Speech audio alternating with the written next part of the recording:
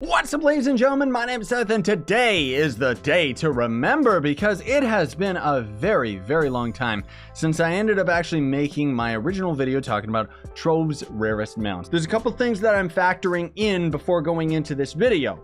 There's going to be some mounts today that we're going to talk about out of mastery, because mastery, of course, is going to be something that is going to prevent you from actually getting these mounts. Thus, technically speaking, they are going to be rare, but more so, I'm going to be talking about the rarest and most unobtainable mounts in the game today. I want to also include that for today, we're going to be talking about the rarest mounts, saving the dragons for another video, because honestly speaking, the dragons in themselves could end up having their own category, you know what I mean? So this I wanted to take up as... It's not like it's the rarest out of adventure mounts, but I did want to acknowledge adventure mounts as a whole. Adventure chests are something that can drop from random enemies in the game, and you will see them quite frequently.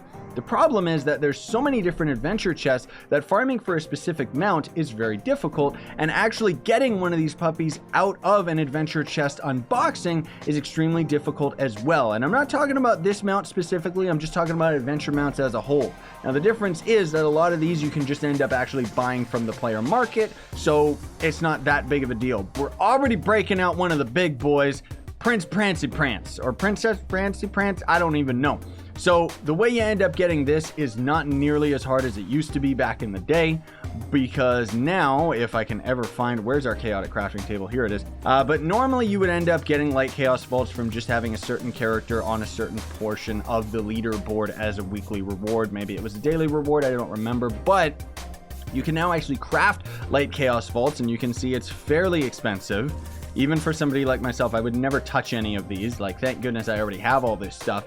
But this is a mount that unfortunately doesn't give mastery and is going to be a very rare drop out of the light chaos vault, including a lot of other things. You can get like chaos wings, you can get fragments towards the light chaos dragon and stuff like that. But the thing is that these mounts, the light peg and the dark pegasus, which we're going to show off momentarily, is a gliding mount. So it's pretty cool in that.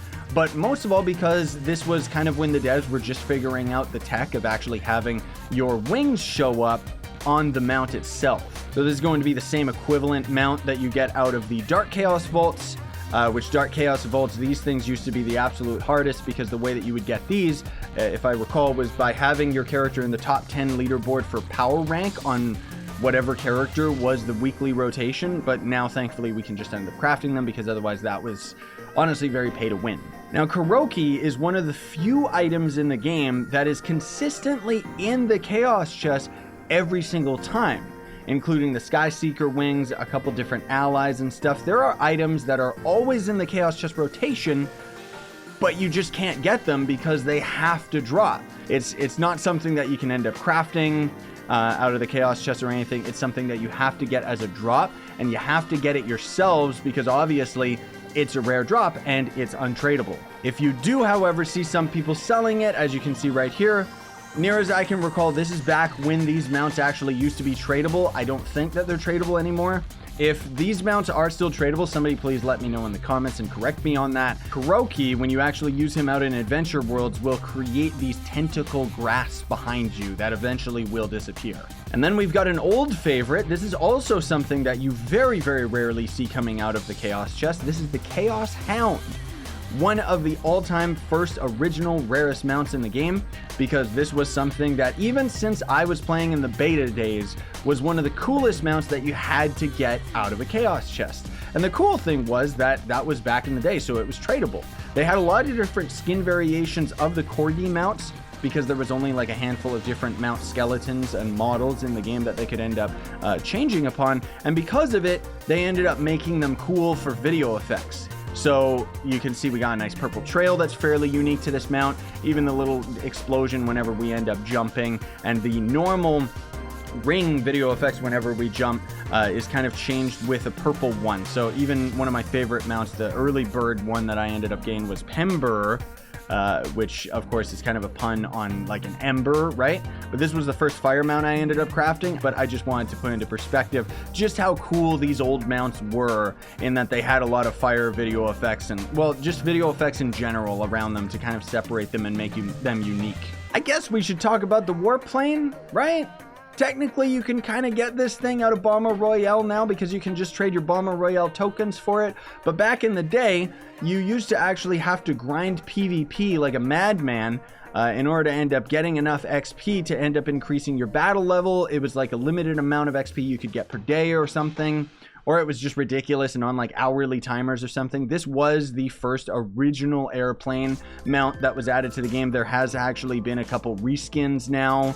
Not to mention it was just kind of a cool gliding mount like this. And of course the fast rocket that you get out of Trove of Wonders is very similar. But I did think that this was one that was worth mentioning. So here's a prime example of a mount that's extremely rare for grindy sake. Because this is on Berry. This is going to end up being one of the mounts that you can end up getting as a fragmented item from enemies within Forbidden Spires. Now, Forbidden Spires, lazily enough, is actually a biome that is present in every single Uber world of the game. Normally, it was only going to be present in U6, but the devs acknowledged the fact that most people playing this game, the average player, didn't even get to U6.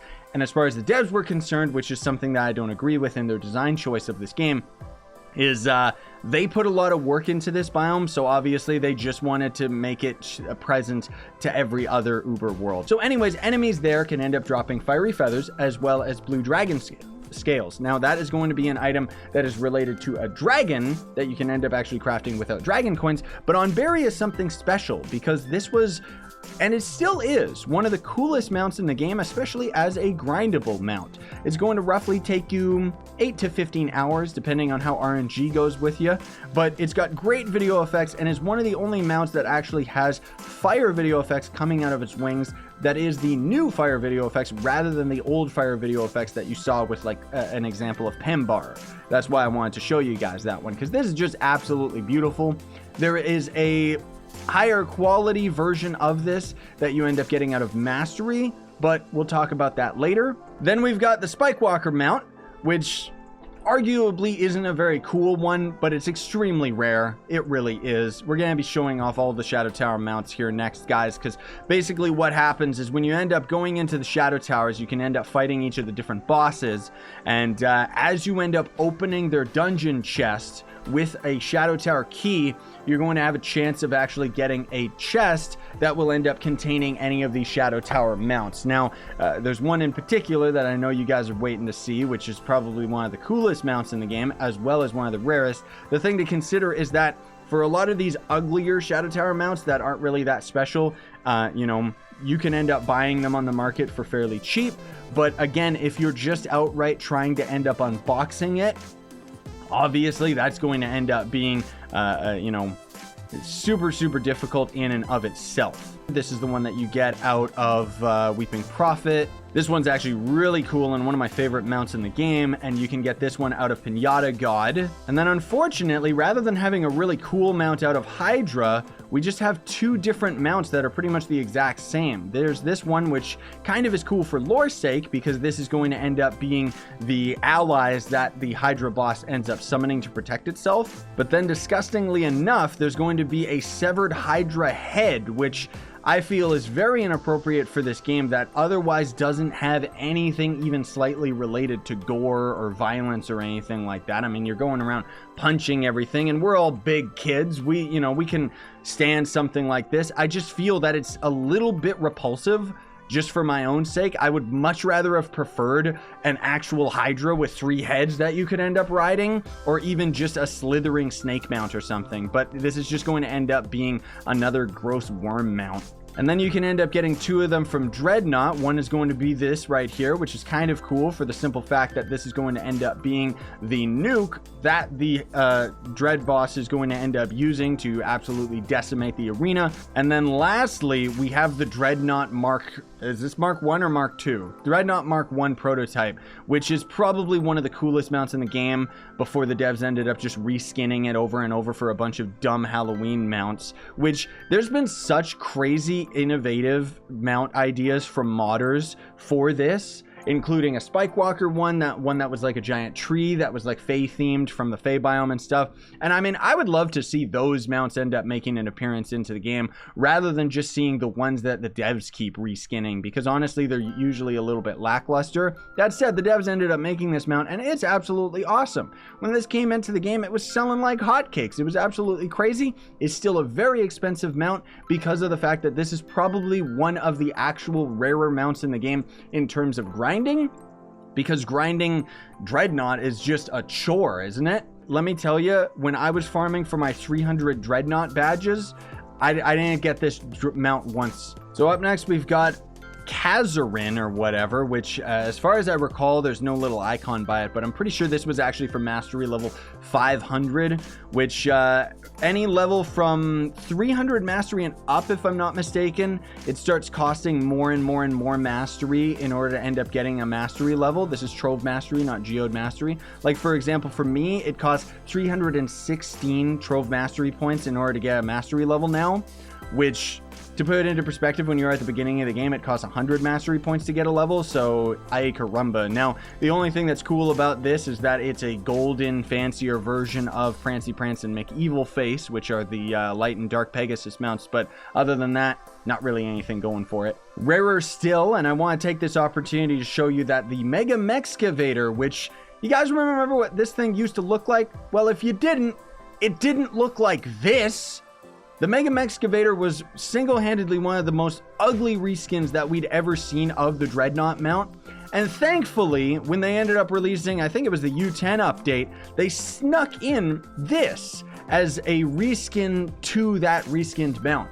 The original one was kind of implied that it was a bulldozer mech, and we all thought, okay, maybe that's going to be cool because maybe it'll have functionality. Maybe it'll end up being a dread mount where you can end up bulldozing a ton of blocks or something like that.